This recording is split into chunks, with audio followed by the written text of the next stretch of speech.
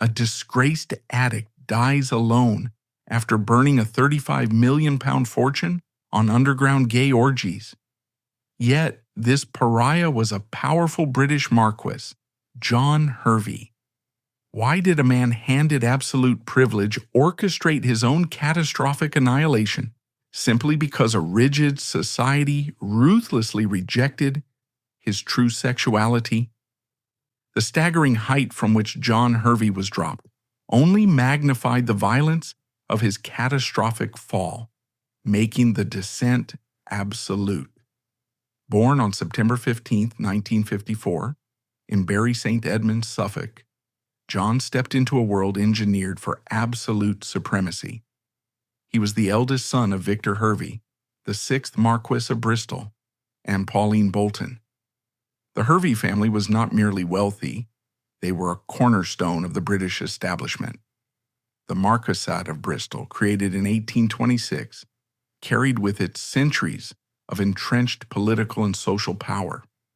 When John inherited the title from his father in 1985, he did not just become a lord, he became the custodian of an empire.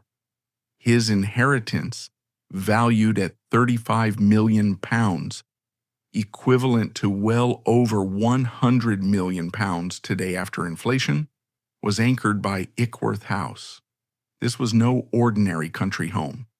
It was an awe-inspiring neoclassical palace featuring a monumental rotunda set amidst 1,800 acres of manicured parkland and gardens. John's portfolio extended far beyond the rolling hills of Suffolk.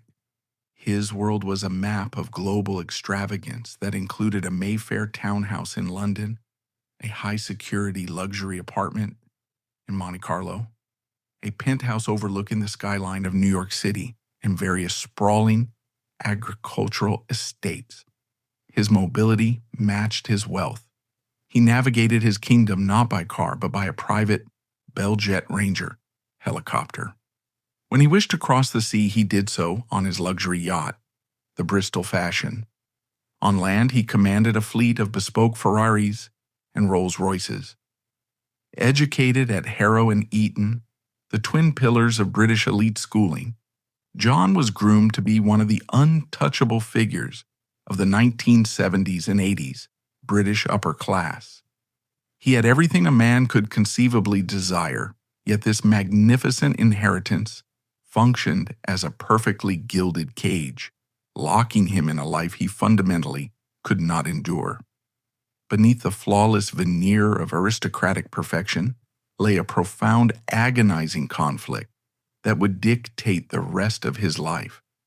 John was a gay man born into an era and an echelon of society where homosexuality was treated with suffocating disdain. While the Sexual Offences Act of 1967 had partially decriminalized homosexual acts in England, the cultural shift was virtually non-existent within the rigid, deeply conservative halls of the British aristocracy. For families like the Herveys, the primary duty of an aristocrat was purely biological: to marry a suitable woman and produce a legitimate male heir to secure the bloodline and the title. Failing this duty was considered a betrayal of centuries of history. Harboring same-sex desires was viewed as an unspeakable stain.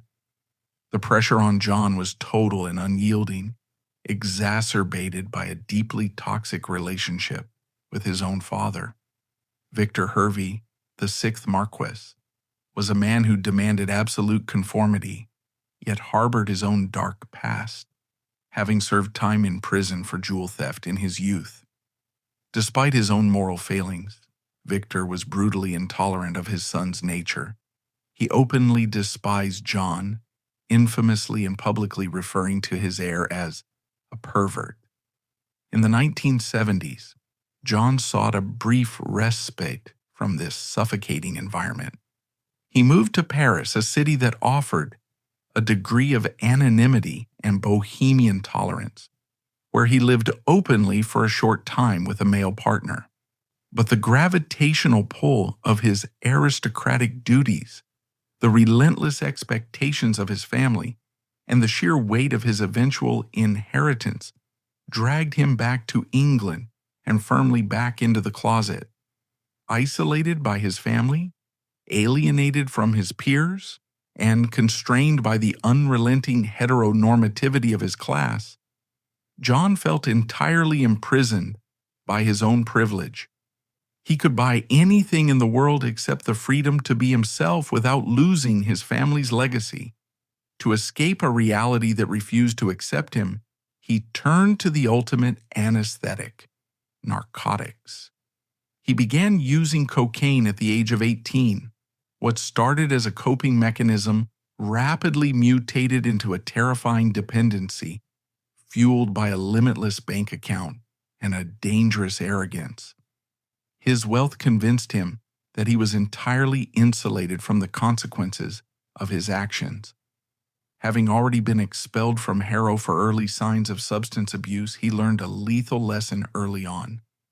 Money and a title could buy the silence of high society, effectively shielding both his homosexuality and his spiraling drug use from the eyes of the law. When John finally inherited Ickworth House and the full weight of the Bristol fortune in 1985, the ancestral seat underwent a grotesque transformation. A historical monument that had once hosted royalty like King George IV was aggressively converted into a fortress of unparalleled debauchery. Beneath the stoic, oil-painted gaze of his ancestors in the grand drawing rooms, John orchestrated sprawling, drug-fueled orgies that defied all logic and decency. He utilized his vast wealth to construct a private empire of vice, spending millions of pounds to fund a rotating army of rent boys. These young men were frequently sourced and transported directly from the gritty red light districts of London, particularly Soho and Piccadilly. The mechanics of these parties were staggering in their excess. They would stretch seamlessly from dusk until dawn, sometimes lasting for days on end without a break. Narcotics were not hidden away in bathrooms. They were the focal point of the hospitality. Mounds of high-grade cocaine were piled high on antique silver trays, and heroin was openly prepared and injected in the drawing rooms. These gatherings, sometimes involving dozens of men at a time, became the only spaces where John felt he could brazenly explore the desires he was violently forced to suppress in the daylight of polite society. His lifestyle soon spilled out of the Suffolk countryside and into the most exclusive venues in the world. He commandeered opulent suites at Claridge's in London and dominated the VIP sections of Studio 54 in New York. His entourage, perpetually fueled by narcotics sourced directly from international smugglers. In later interviews, John would brazenly claim to have slept with approximately 2,000 rent boys, admitting to spending hundreds of thousands of pounds a single month just to satiate his desires and silence his internal torment. This was no longer just a private coping mechanism, it was an extreme destructive rebellion against the suffocating expectations of his class. His arrogance reached terrifying heights. He treated his own life and the lives of those around him with a terrifying flippancy. In one of the most infamous displays of his madness, he piloted his private helicopter while simultaneously snorting cocaine directly off the glowing navigation dashboard in the cockpit. He narrowly avoided multiple fatal crashes, on one occasion clipping the ancient trees bordering the Ickworth estate. This reckless abandon was a dark, twisted assertion of his identity, a violent rejection of a society that demanded his conformity. However, this rebellion exacted a devastating toll. Operating in a clandestine, unregulated world devoid of proper health education, and engaging in highly risky behavior to mask his pain, John contracted HIV in 1986. Yet the diagnosis did nothing to slow his descent. The atmosphere at Ickworth was frequently described by traumatized witnesses as hellish, a suffocating environment where raw addiction and unbridled desire consumed everything and everyone that entered. His toxic influence destroyed the lives of those caught in his orbit. His younger half-brother, Lord Nicholas Hervey, a man already battling severe clinical depression, was drawn into John's world of addiction and tragically took his own life in 1998. Within his former circles in the creeping tabloid press, the 7th Marquess of Bristol was stripped of his aristocratic dignity and became known simply as the cocaine monster. In a desperate, ill-fated attempt to appease the ghost of his father, secure a legitimate heir for the Marquessate, and conform to the tragic societal delusion that homosexuality could be cured through a traditional union, John engineered a lavender marriage. In 1984, as his addiction was reaching a fever pitch, he married Francesca Fisher. She was a 20-year-old woman from a respectable middle-class background, and she could not have been more unsuited to the reality of John Hervey's life. Francesca was innocent, a strict vegetarian who entirely avoided alcohol and condemned drug use, a jarring contrast to the chaotic, hyperchemical existence of her new husband. The wedding was staged as a grand theatrical spectacle at Ickworth House, attended by 400 members of the political and aristocratic elite. It was a flawless projection of upper-class normalcy. Conspicuous by his absence, however, was John's father. The 6th Marquess publicly refused to attend, viewing his son's lifestyle with such profound, unyielding contempt that he actually placed a formal notice in the national newspapers explicitly disassociating himself from the marriage. The cruelty of this performative arrangement became violently apparent to Francesca almost immediately. On their wedding night, booked into an opulent suite at a luxury hotel in London, John simply locked his new bride out. While Francesca sat weeping in the hotel corridor for hours in her wedding dress, John was inside the room, freebasing cocaine and engaging in loud sexual relations with a male prostitute he had hired for the occasion. The marriage rapidly deteriorated into an ongoing nightmare of emotional and psychological abuse. John routinely brought rent boys back to the marital home at Ickworth, forcing his wife to endure the deep humiliation of his flagrant, unapologetic infidelities in her own living space. His drug-induced erraticism frequently escalated into direct physical danger. On one terrifying occasion, while violently high on cocaine, John deliberately drove his car halfway off a sheer cliff edge in Suffolk, with a terrified Francesca trapped in the passenger seat, laughing at her terror. This brutal union stands as a devastating textbook example of the collateral damage inflicted by a society that forces individuals to suppress their true nature. Francesca was utilized as nothing more than a human shield, a prop deployed to protect the Hervey legacy and project an illusion of heterosexuality. She suffered severe psychological trauma, leading to deep depression and a merciful, yet highly publicized, divorce just 3 years later in 1987. For John, the spectacular failure of the marriage only accelerated his final descent. Having tried and failed to live the lie demanded of him by his bloodline, he retreated permanently into his addiction. His life highlighted the grim, unspoken reality for many gay aristocrats of his era, who were forced into agonizing double lives, destroying themselves and innocent spouses simply to survive the judgment of their own families. The final act of John Hervey's life was an astonishing, almost incomprehensible display of financial and physical ruin.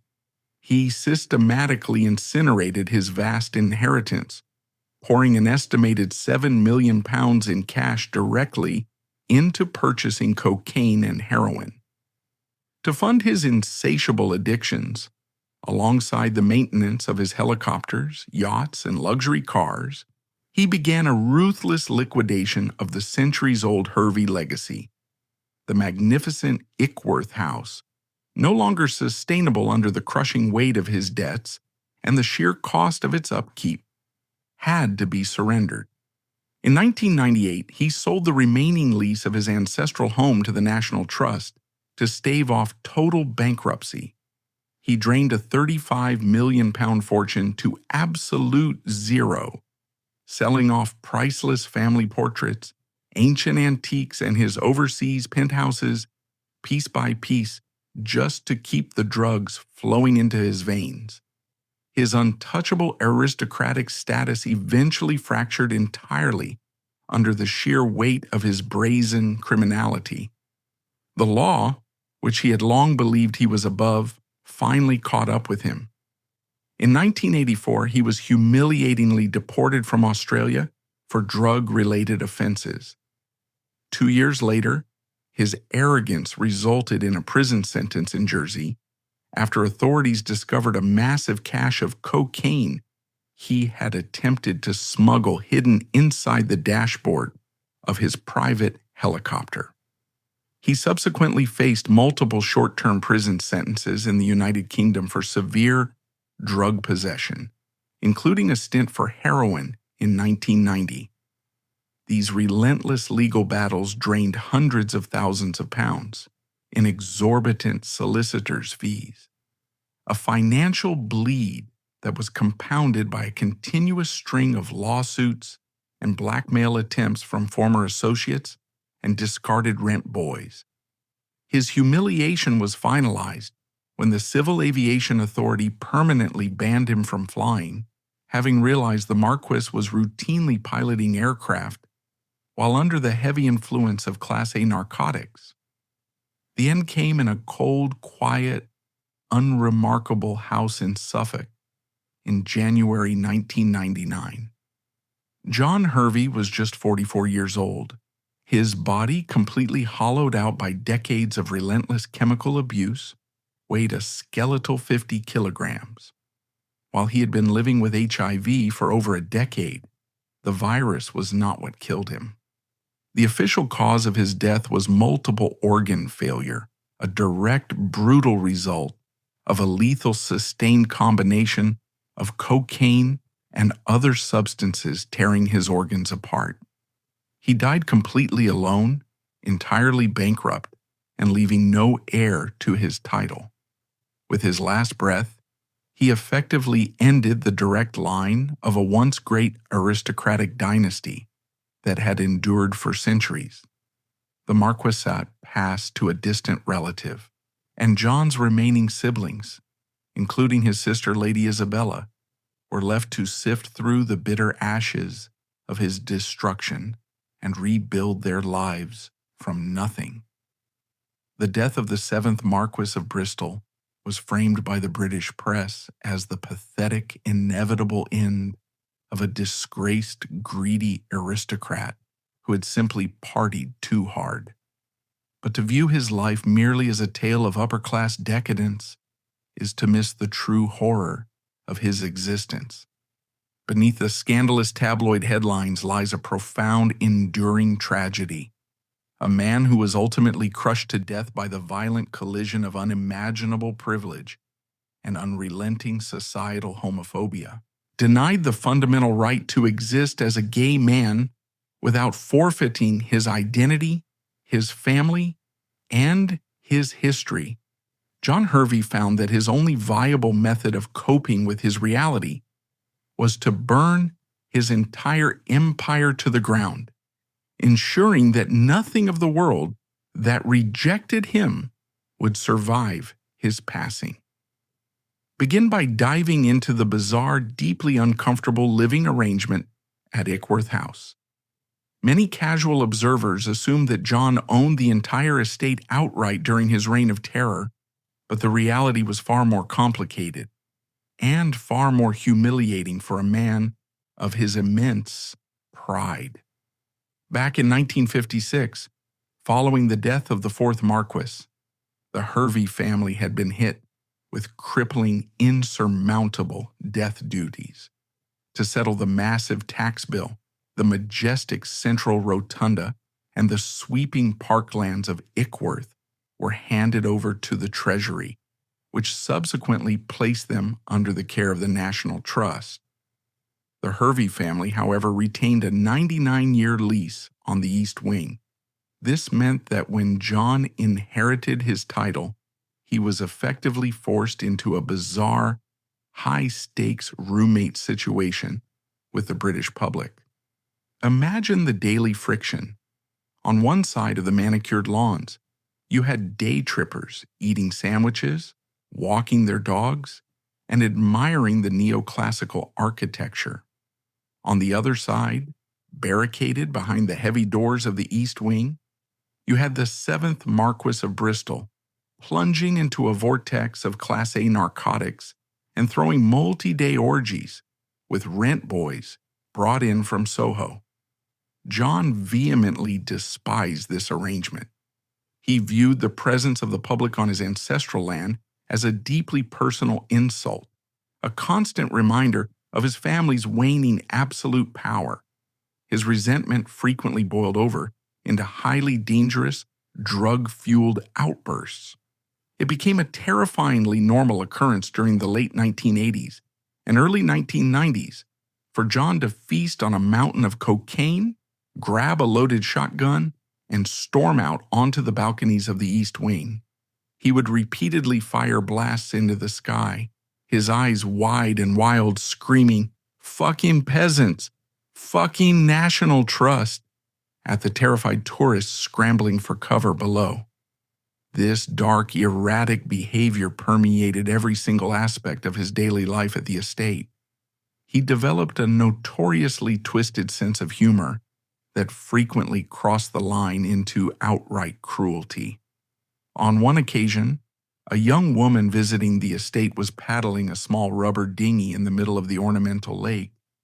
John, presumably high and looking for cruel entertainment, retrieved an air rifle and began taking deliberate pot shots at her from the shore. He eventually punctured the dinghy, sinking it into the freezing water while he watched and laughed. Indoors, the destruction was even more chaotic.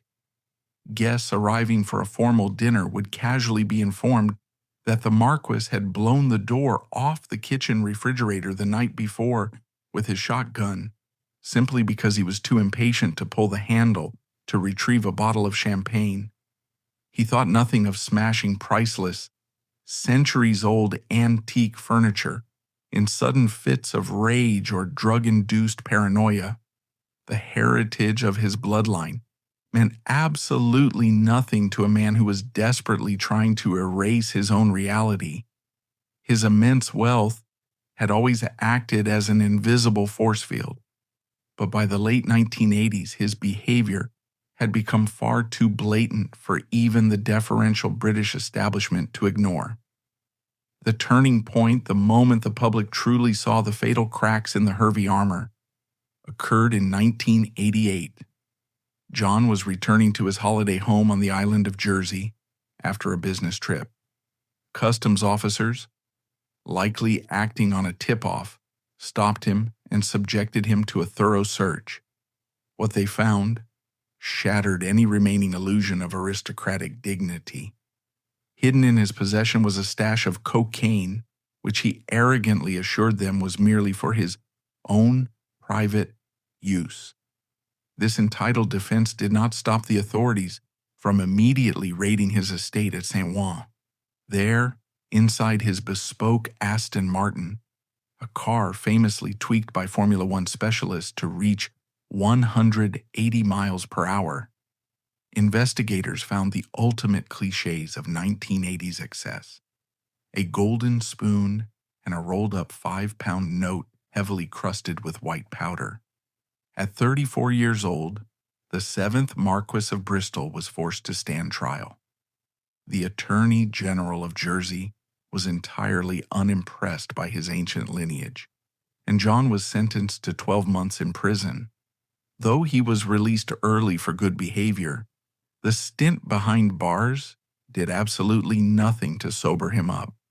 If anything, the deep humiliation only fueled his fatalistic desire to accelerate his own end. His relentless self-destruction was violently amplified by the specific, terrifying context of the 1980s, an era that actively fueled his downward spiral. The mid to late 1980s was a period of absolute terror for the gay community. The HIV/AIDS epidemic was sweeping through London, New York, and Paris, carrying with it an agonizing death sentence and an unprecedented, vicious wave of public bigotry. For a man like John, who was already fiercely battling the deeply ingrained homophobia of the British upper classes, the arrival of the virus was a catastrophic blow. He had contracted HIV in 1986, the exact same year his disastrous abusive lavender marriage to Francesca Fisher violently fell apart. In elite aristocratic circles, an AIDS diagnosis was considered the ultimate, unspeakable shame. It was never publicly acknowledged by the family, functioning as yet another massive, suffocating secret he was forced to swallow. Knowing he was carrying a terminal virus and lacking any genuine emotional support system, John's drug use transitioned from recreational escapism to active, deliberate suicide. He was no longer just partying. He was effectively euthanizing himself in plain sight, surrounded by a court of sycophants who were more than happy to help him drain his bank accounts in exchange for free narcotics. The physical toll of this lifestyle was becoming impossible to hide. By his mid-30s, the once handsome golden boy of the aristocracy had transformed into a walking cautionary tale. His friends and acquaintances noted with horror that his hands had become gnarled and twisted, shaking uncontrollably unless he had his next fix. His nose, heavily eroded by the sheer volume of cocaine he ingested daily, appeared to have collapsed and taken on a life of its own. He moved with a jerky, sinister energy, his hair often slick with sweat and oil. In a display of intensely dark irony, he was once photographed in New York wearing a simple lapel pin that read, "I gave up hope. I feel much better." It was a bleak, chilling admission that he had entirely surrendered to his demons. As the 1990s progressed, the bottomless well of money finally began to run dry. The £35 million fortune, the lucrative oil wells in Louisiana, the massive sheep stations in Australia, they had all been snorted, injected, or squandered on exorbitant legal fees and extortion payoffs. Facing absolute, undeniable bankruptcy, John was forced into the ultimate aristocratic humiliation, an estate auction. In March 1994, the heavy gates of Ickworth were opened to auctioneers and the historical contents of the East Wing were unceremoniously sold off to the highest bidder. Over 2 agonizing days, priceless paintings, silver tapestries, and the physical memories of the Hervey dynasty were hammered away for £2.3 million. But even this massive injection of cash was merely a temporary patch on a gaping financial arterial bleed.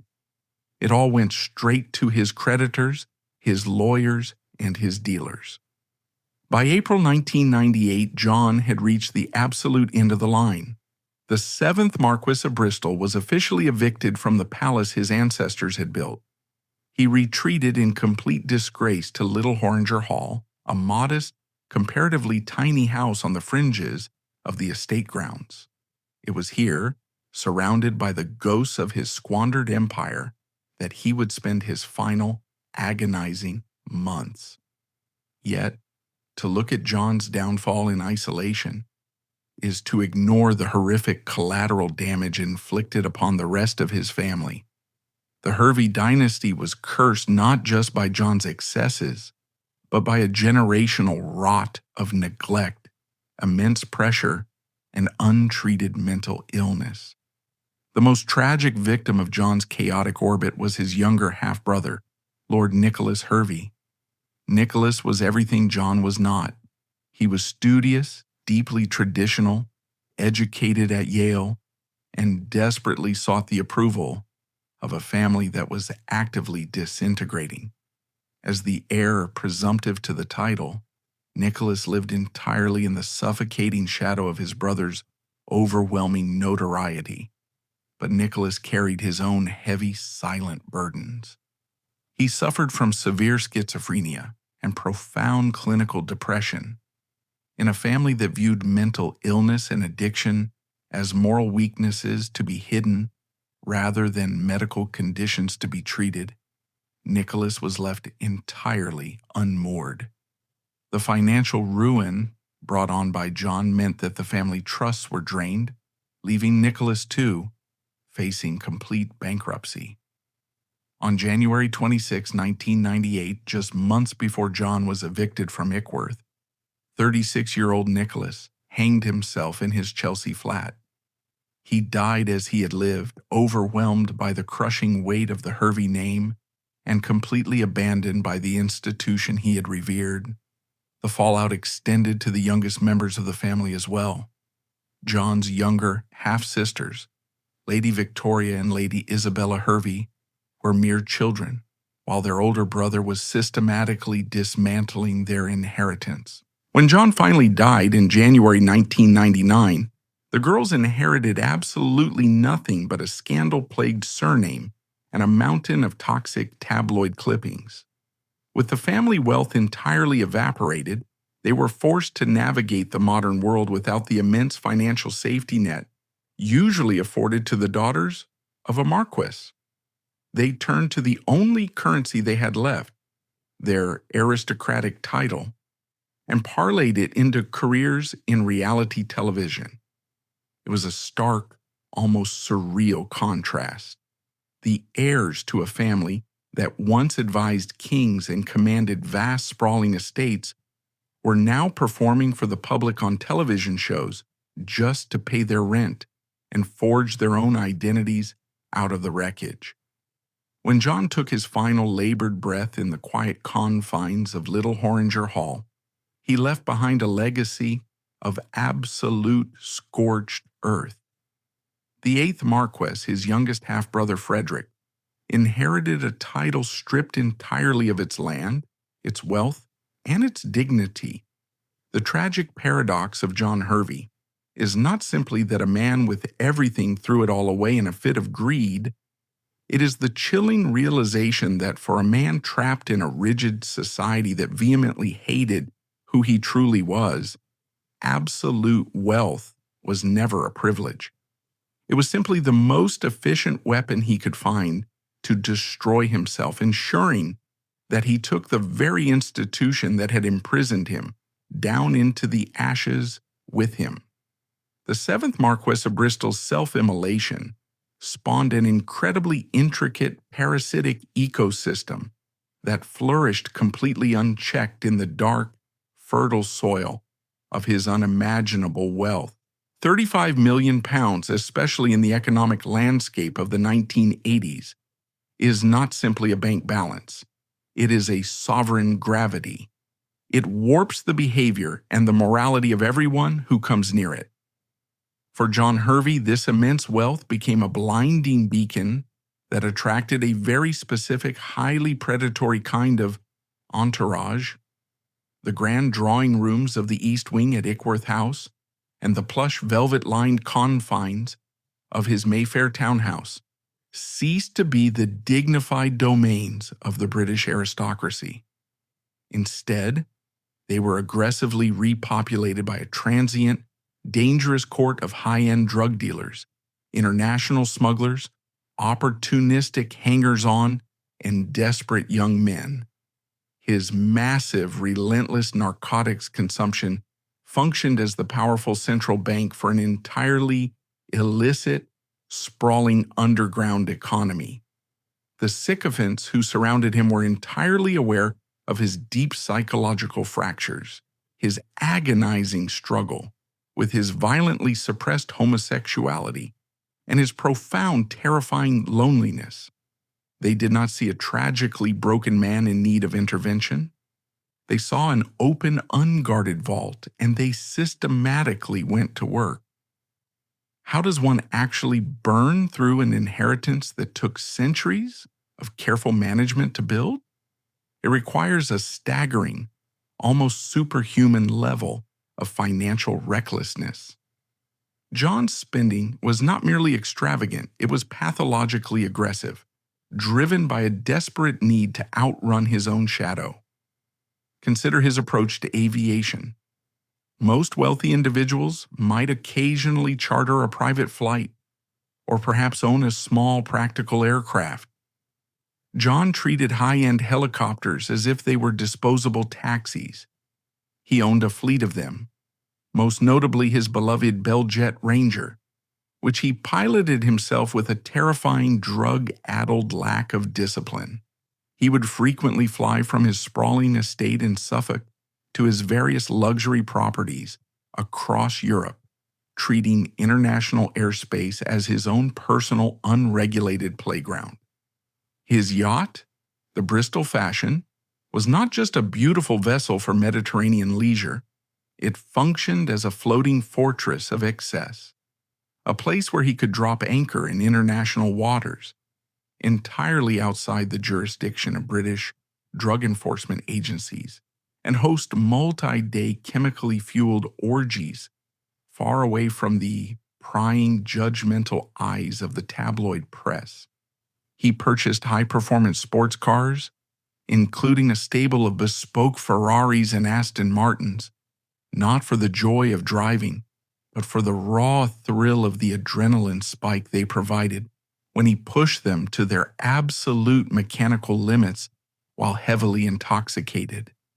The maintenance, the exorbitant insurance premiums, and the inevitable constant repair costs for this fleet alone drained hundreds of thousands of pounds annually. But the vehicles, the houses, and the toys were just the physical, visible manifestations of his mania. The true fatal financial hemorrhage was entirely invisible, hidden in offshore accounts, massive extortion payoffs, and the sheer mind-boggling volume of Class A narcotics he required just to sustain his daily, waking existence. To fully comprehend the darkness of his lifestyle, we must confront the deeply uncomfortable reality of his interactions with the young men he brought into his orbit. The rent boys who populated John's notorious parties were not glamorous escorts living a life of high-end luxury. Many of them were vulnerable, marginalized youths pulled directly from the gritty, unforgiving streets of Soho and Piccadilly Circus. In the 1980s, London's red light districts were harsh, dangerous environments, teeming with runaways and desperate young men trying to survive in a city that offered them absolutely nothing. John, armed with limitless cash and an unassailable social position, swooped into this underworld like a dark, predatory god. He weaponized his own trauma, taking the profound pain of his own closeted, rejected existence and inflicting it upon those who were entirely powerless to refuse him. He would pay exorbitant, life-changing sums to these young men, flying them in his helicopters directly to Ickworth House, or putting them up in five-star hotel suites in London and New York. But this generosity was entirely transactional and heavily laced with deep cruelty. He demanded total, unquestioning submission, creating an environment where extreme drug use was not just encouraged, but effectively mandated as a condition of his continued patronage. By surrounding himself with these young men, John was not seeking genuine human connection, love, or intimacy. He was purchasing a captive audience, a physical mirror that reflected only his power and entirely obscured his profound, crippling vulnerability. He later boasted to the press of having slept with thousands of these men, a staggering, tragic figure that highlights not a liberated sexual appetite, but a frantic, compulsive need to fill a psychological void that could never, under any circumstances, be satisfied. The insulation provided by his wealth, however, was not impenetrable.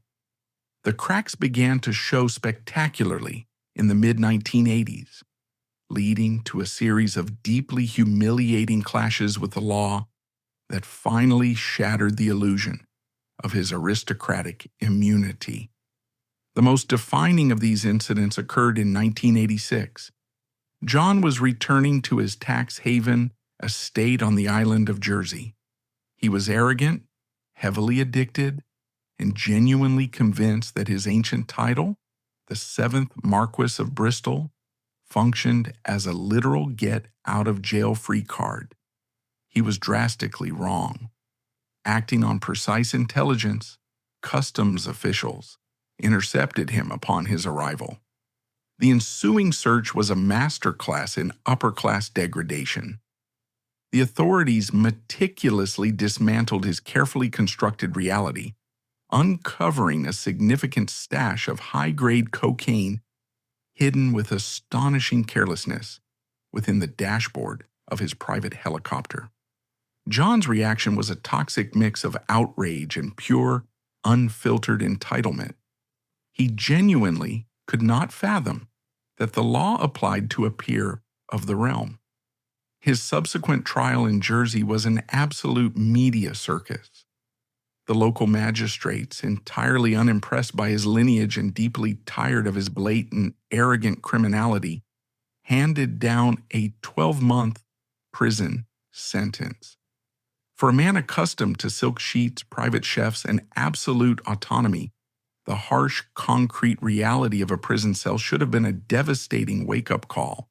It was not.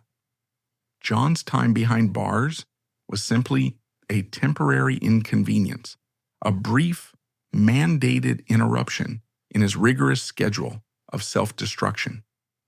He used his wealth and remaining influence to make his incarceration as comfortable as legally possible.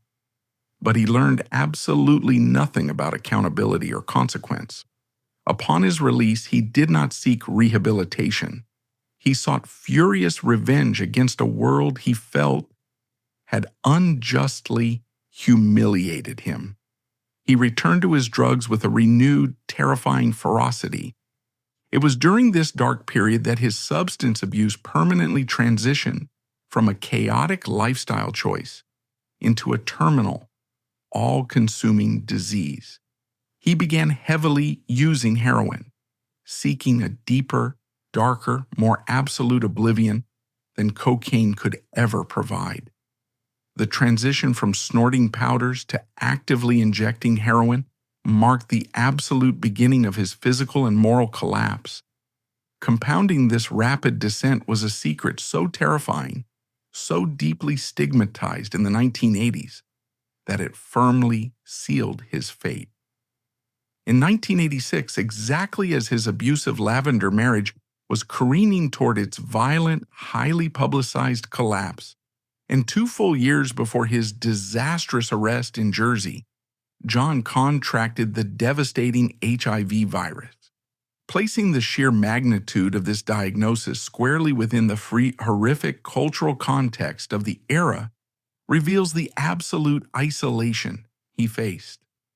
The mid-1980s was a time of absolute, gripping panic and vicious, unyielding bigotry regarding the AIDS epidemic. Governments were deliberately slow to respond. The media frequently framed the virus as a divine moral judgment upon the gay community, and medical treatments were primitive, agonizing, and largely ineffective. For the British aristocracy, an ancient institution entirely built on the obsession with pure bloodlines, legacy, and public dignity, an AIDS diagnosis was the ultimate, unspeakable horror. It was a secret that could never, under any circumstances, be shared or openly acknowledged. John was entirely alone. He could not turn to his family, who already openly despised his lifestyle.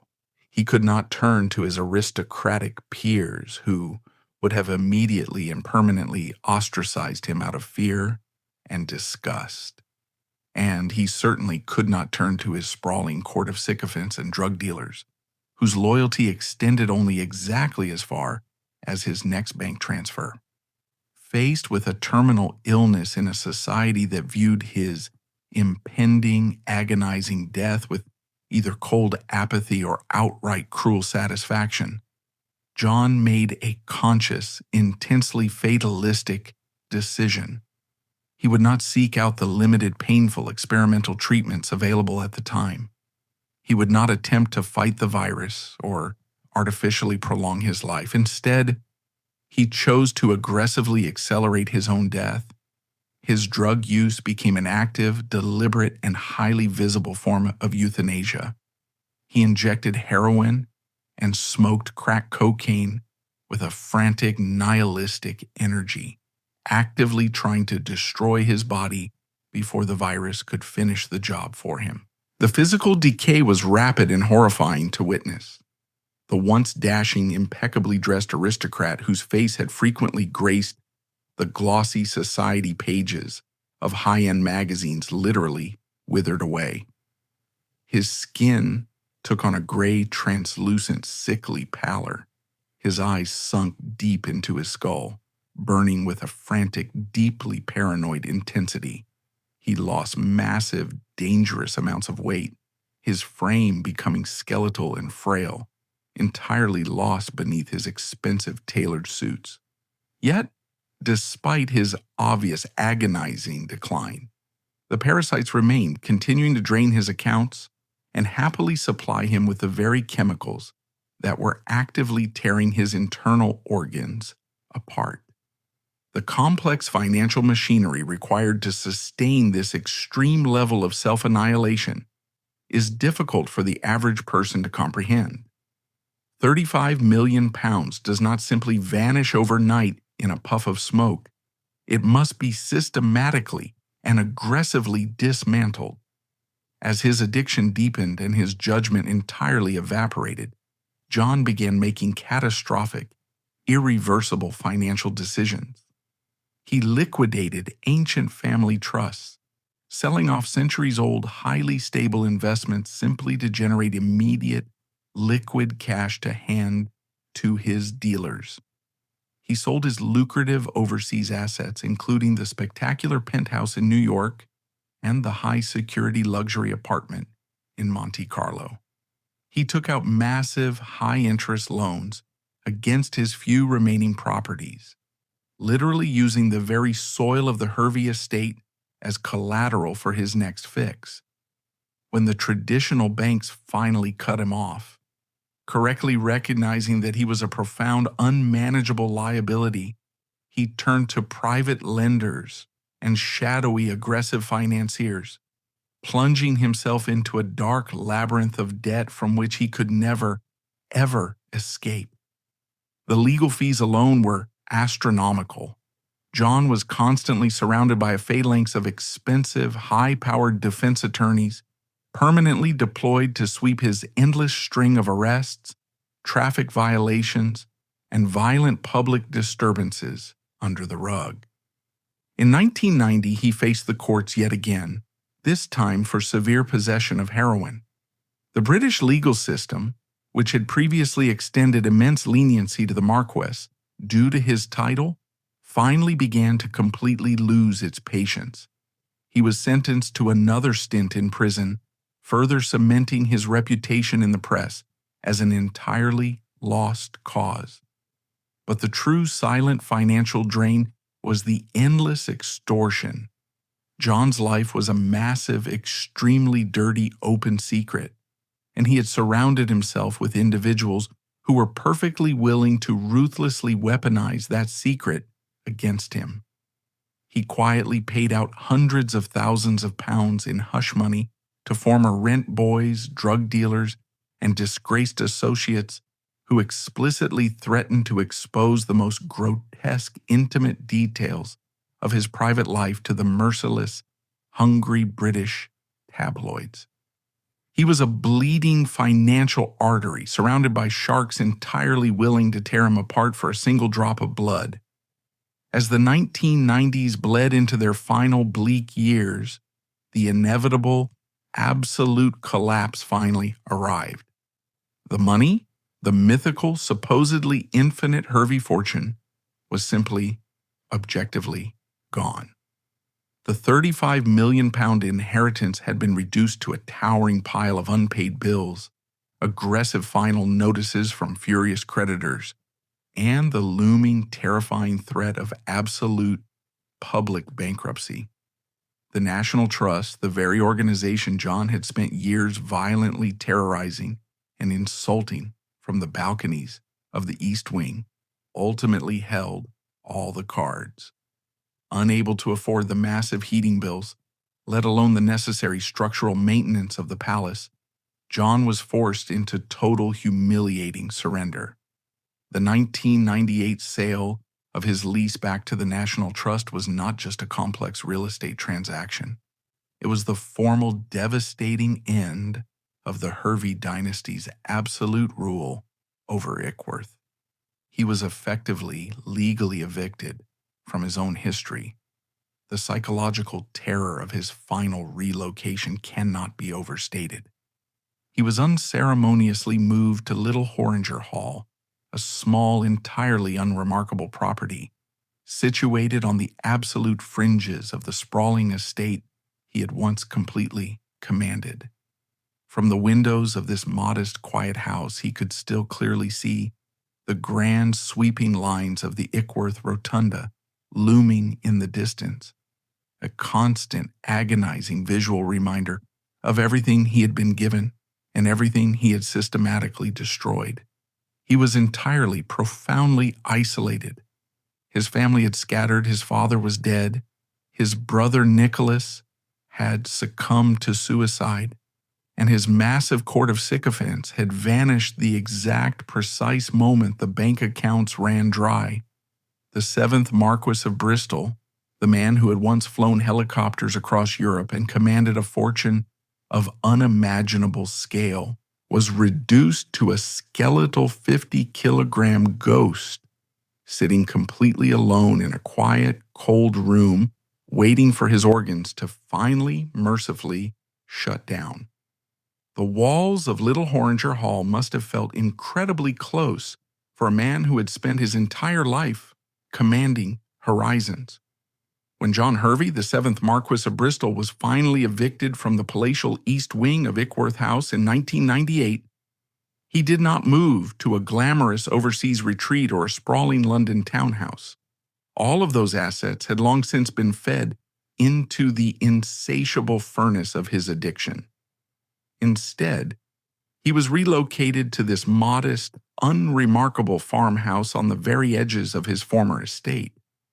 It was a staggering downgrade, a physical manifestation of his absolute defeat. To go from walking the cavernous, art-lined corridors of a neoclassical palace to navigating the cramped, practical rooms of a country cottage is a psychological shock that very few people can comprehend. But for John, it was worse than just a loss of square footage. From the windows of Little Horringer Hall, if the weather was clear, he could still see the grand rotunda of Ickworth House rising in the distance. It was a cruel, daily visual reminder of the empire he had systematically dismantled and the centuries of family legacy he had personally burned to the ground. Put yourself in that quiet house during the bitter winter of 1998. The silence must have been the most terrifying thing of all. For over a decade, John's life had been defined by a chaotic, deafening roar. The constant thumping of helicopter rotors landing on the manicured lawns, the blaring music of multi-day orgies, the frantic overlapping voices of drug dealers, sycophants, and rented young men echoing off the high ceilings of his hotel suites. He had spent millions of pounds specifically to ensure he never had to experience a single moment of silence. because silence leaves you alone with your own thoughts. Now the money was gone, and the noise had abruptly stopped. The vast parasitic entourage that had clung to him for years, the people who had happily consumed his cocaine, drank his vintage champagne, and assured him he was invincible, vanished the moment the bank accounts ran dry. It is a brutal, sobering reality. John Hervey had purchased thousands of companions, but he had entirely failed to buy a single friend? In the end, when his body was failing and his pockets were empty, there was no one left to sit beside him. The physical deterioration of the Marquess during these final months is difficult to describe without sounding grotesque, but the reality of severe long-term heroin and crack cocaine abuse is inherently brutal. He was 44 years old, an age when most men are stepping into the prime of their professional and personal lives. John, however, looked like an ancient hollowed-out shell. His frame, once robust and frequently photographed in tailored Savile Row suits, had wasted away to a skeletal 50 kilograms. His skin was paper-thin and heavily scarred from years of intravenous drug use. His veins collapsed from the sheer volume of toxins he had injected into them. He was living with HIV, a diagnosis he had received in 1986 and had kept a fiercely guarded secret. The virus was undoubtedly eroding his immune system, but it was not the primary engine of his destruction. John was actively, deliberately beating the virus to the finish line. He was still consuming whatever drugs he could manage to acquire, pushing his deeply compromised liver and kidneys past the absolute point of no return. You have to look at this final stage not merely as an addict spiraling out of control, but as a man executing a conscious, agonizing plan. John knew exactly what the drugs were doing to him. He was not a foolish or uneducated man. He was highly intelligent, articulate, and completely aware of his own mortality. He simply refused to stop. To stop meant facing the reality of his bankruptcy. It meant facing the public humiliation of his eviction.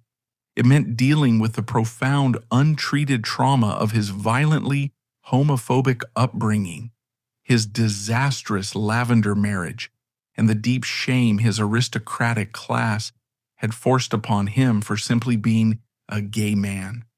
Heroin offered the only reliable escape hatch from a reality that had become entirely unlivable. He was euthanizing himself in slow motion, ensuring that the pain of his existence would be completely numbed right up until the very last second. The media, always hungry for the next chapter in the long-running scandal of the Hervey family, hovered around the edges of his demise like vultures. The British tabloid press had heavily documented his fall from grace, publishing sensationalized stories of his arrests, his drug-fueled outbursts, and his rapid financial ruin. They painted him as a one-dimensional cartoon villain, a greedy, spoiled aristocrat who had thrown away a life of unimaginable privilege out of sheer arrogance and moral depravity.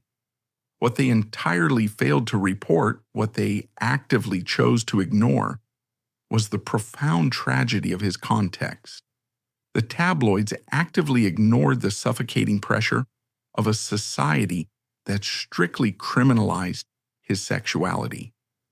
They deliberately bypassed his father's brutal public rejection, purposely blinding themselves to how immense wealth becomes a lethal weapon of mass self-destruction when handed to a deeply broken and isolated individual.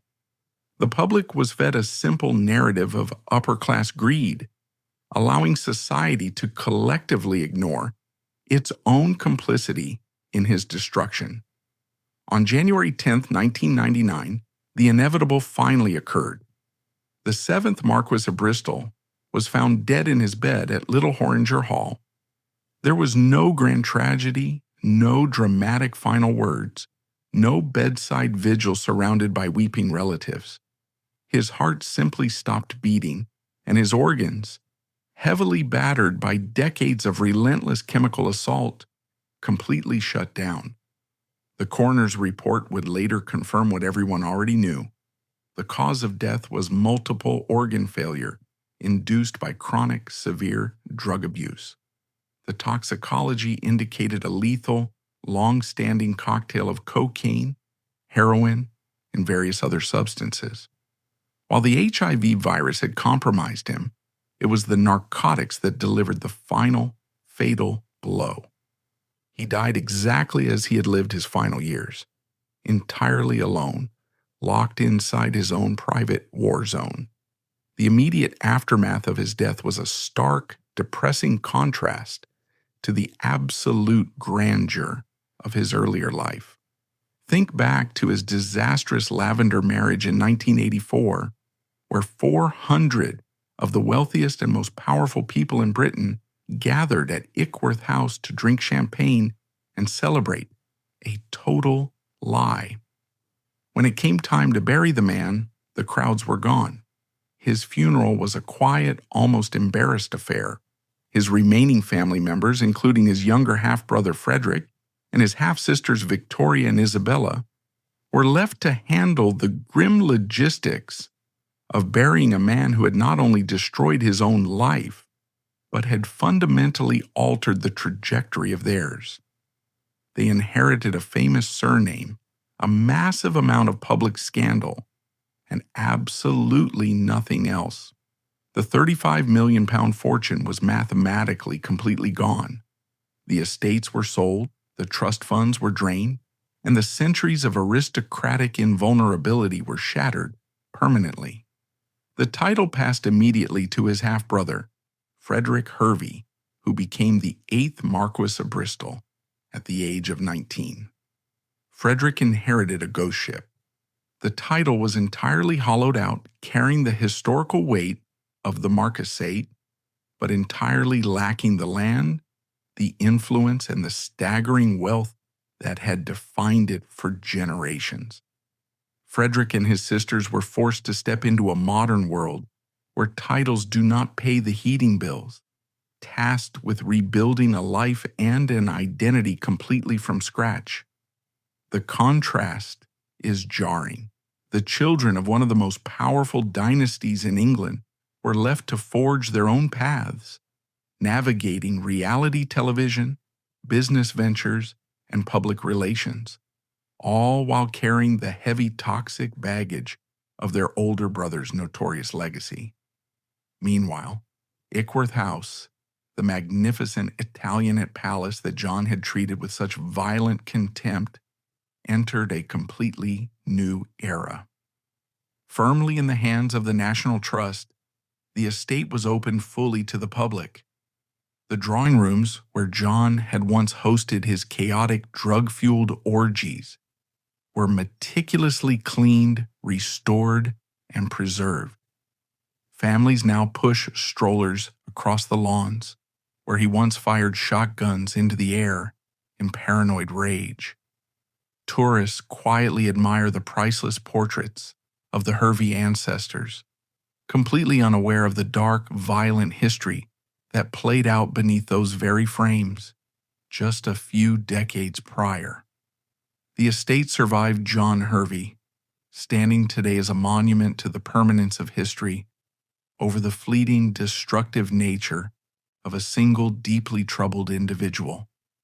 But the walls of Ickworth still hold the echoes of his tragedy, a silent testament to the man who owned everything and died with nothing. Today, to walk through the meticulously restored halls of Ickworth House is to experience a profound historical sanitization. The National Trust has scrubbed the history clean, preserving the Italianate rotunda while entirely erasing the chaotic, violent reality of the 7th Marquess. Tourists admire the priceless portraits, unaware that the man who inherited them used his £35 million fortune to purchase his own execution. John Hervey was crushed by the violent collision of unimaginable privilege and unrelenting societal homophobia, Denied the right to exist as his authentic self, he weaponized his inheritance against his own ancestry. He burned his empire to the ground, ensuring that the institution that imprisoned him would be reduced to ashes alongside him. He left behind no heir, no fortune, and nothing but an empty palace, the ultimate scorched earth revenge of a man who had everything, yet was entirely alone.